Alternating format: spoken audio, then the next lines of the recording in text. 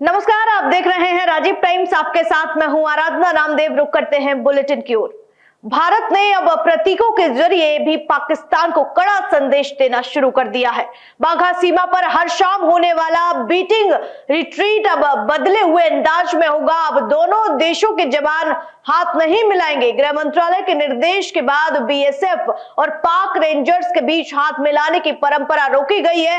यह कदम इसीलिए उठाया गया है ताकि पाकिस्तान को कड़ा संदेश जाए। हाल ही में पाकिस्तान की ओर से उकसाने वाले कई कदम उठाए गए थे। भारत ने अब साफ कर दिया है कि दोस्ती का दिखावा नहीं चलेगा।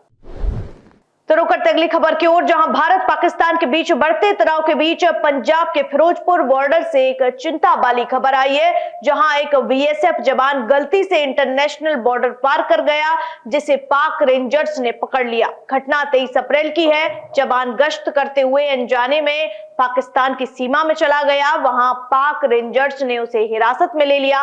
फिलहाल दोनों देशों के अधिकारियों के बीच फ्लैग मीटिंग चल रही है ताकि जवान की सुरक्षित वापसी हो सके। भारत ने साफ किया है कि यह मानवीय भूल थी, जानबूझकर कुछ नहीं हुआ। पहलगाम हमले के बाद भारत के सख्त रुख से पाकिस्तान अब घबरा गया है। जवाब में पाकिस्तान ने भारत के सभी रिश्ते खत्म करने की प्रक्रिया शुरू कर दी है।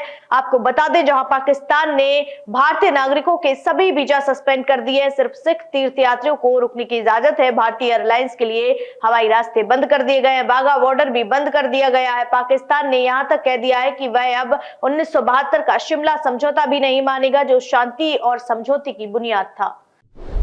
पहलगाम हमले के बाद प्रधानमंत्री ने सभी दलों की बैठक बुलाई है। इस बैठक में कांग्रेस नेता राहुल गांधी ने कहा कि देश की सुरक्षा के लिए सरकार जो भी फैसला लेगी, पूरा समर्थन मिलेगा। राहुल गांधी ने कहा कि यह वक्त राजनीति का नहीं, एकजुट होने का है। कांग्रेस समेत सभी दलों ने कहा कि आतंकी हमले के खिलाफ मिलकर जवाब देना जरूरी है। प्रधानमंत्री ने भी भरोसा दिलाया कि देश की सुरक्षा के लिए हर जरूरी कदम उठाया जाएगा।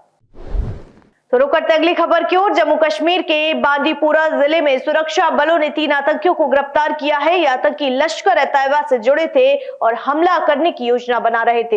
पुलिस को गुप्त सूचना मिली थी कि कुछ संदिग्ध लोग इलाके में घूम रहे हैं। सर्च ऑपरेशन चलाकर पुलिस ने 3 आतंकियों को पकड़ा। उनके पास से हथियार और दस्तावेज मिले हैं। पूछताछ में पता चला है कि वे घाटी में बड़ा हमला करने की तैयारी कर रहे थे। ये सभी बांदीपुरा के ही रहने वाले हैं और पाकिस्तान में बैठे आतंकियों से संपर्क में थे।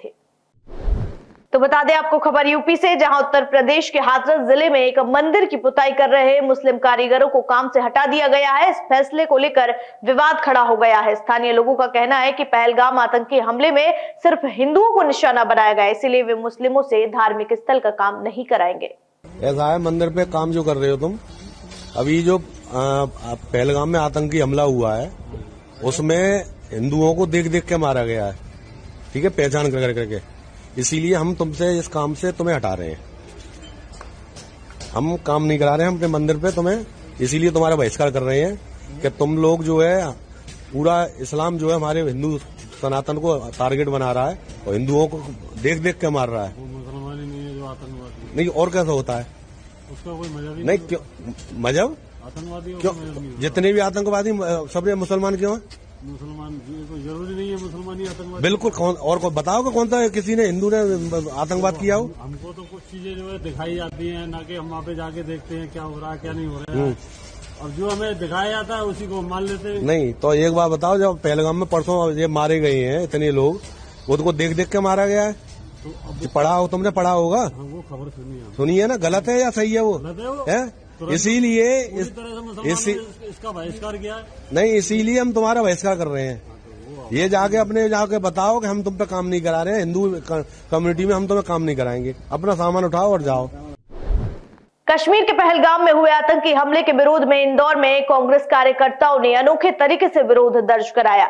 रीगल चौराहे पर राफेल, तेजस, मिग और सुखोई जैसे युद्धक विमानों के प्रतीकात्मक मॉडल रखे गए और केंद्र सरकार की नीति पर सवाल उठाए गए। प्रदर्शन का नेतृत्व कर रहे कांग्रेस नेता विवेक खंडेलवाल और गिरी जोशी ने केंद्र सरकार पर गंभीर आरोप लगाए हैं। उन्होंने कहा है कि पाकिस्तान लगातार हमारे जवानों और नागरिकों को निशाना बना रहा है, लेकिन सरकार सिर्फ भाषणों तक सीमित है।